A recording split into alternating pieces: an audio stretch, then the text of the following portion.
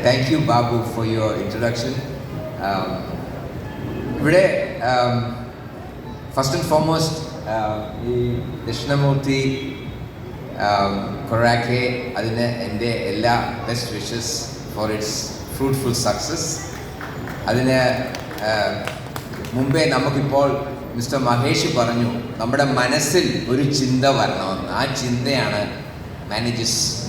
ഞാൻ 2006 അമേരിക്കയിലായിരുന്നു. ഞാൻ 25 വർഷം. അന്നേരം ഇവിടെ ഇന്ത്യയിൽ വന്നപ്പം ഈ പ്രശ്നത്തിനെ പരിഹരിക്കാനായിട്ട് ഗാന്ധി ജയന്തിയുടെ അന്ന് ഒക്ടോബർ 2, 2006 ഞാനൊരു തീരുമാനമെടുത്തു. അന്ന് ഞാൻ ട്രെയിനിൽ യാത്ര ചെയ്യായിരുന്നു, ബാംഗ്ലൂരിൽ നിന്ന് ഇങ്ങോട്ട് വരികയായിരുന്നു. കൊച്ചി റെയിൽവേ സ്റ്റേഷനിൽ വെച്ചാണ് ഞാനത് തീരുമാനിച്ചത്.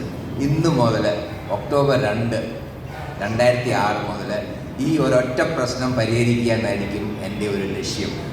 അങ്ങനെ ആ കാര്യം നവംബർ 3-ാം തീയതി, അതായത് ഒരു മാസവും ഒരു ദിവസവും കഴിയുന്നതിനകത്ത് കൊച്ചിയിലെ ഹൈക്കോടതിയിൽ ഞങ്ങൾ കേസ് ഫയൽ ചെയ്തു against the government of India, union of India, railway board and ministries.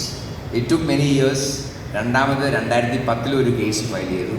അതിൻ്റെയൊക്കെ ഒരു സക്സസ് ആയിട്ട് ഇപ്പോൾ ഇന്ത്യയിൽ ഒരിടത്തും ഒരു ട്രെയിൻ കക്കൂസിൽ നിന്നും മലം താഴെ വീഴുന്നില്ല.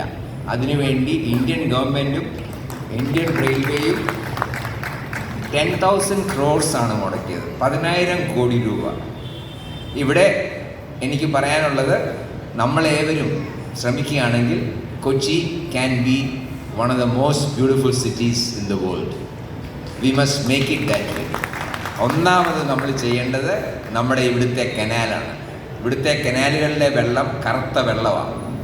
ഇവിടെ ഇരിക്കുന്ന എല്ലാവരെയും 2 കൊതുകെങ്കിലും കടിച്ചിട്ടുണ്ട് ഇപ്പോൾ, ഇല്ലേ? എന്നെയും കടിച്ചു. ഈ കൊതുകിനെ ഈ കനാൽസാണ് വളർത്തിക്കൊണ്ട് വരുന്നത്. അതുകൊണ്ട് ഇവിടുത്തെ അത്യാവശ്യമായിട്ടുള്ളൊരു കാര്യമാണ് നമ്മുടെ ആരോഗ്യത്തിന് വേണ്ടി തന്നെ നമ്മൾ ഇവിടുത്തെ വെള്ളം, വായു വൃത്തിയായിട്ട് സൂക്ഷിക്കുക, നമ്മുടെ പരിസരം നമ്മളതായിട്ട് വെക്കുക.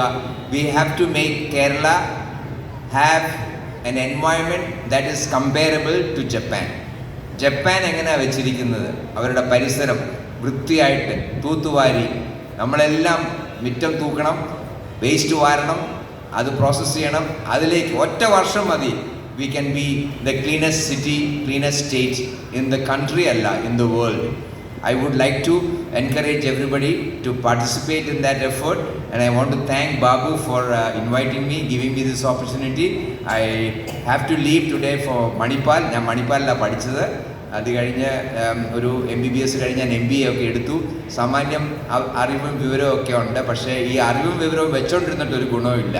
എനിക്കിപ്പോൾ 70 വയസ്സുണ്ട്. I am very determined that in 1 year we should clean up Kochi and make it very beautiful. And thank you.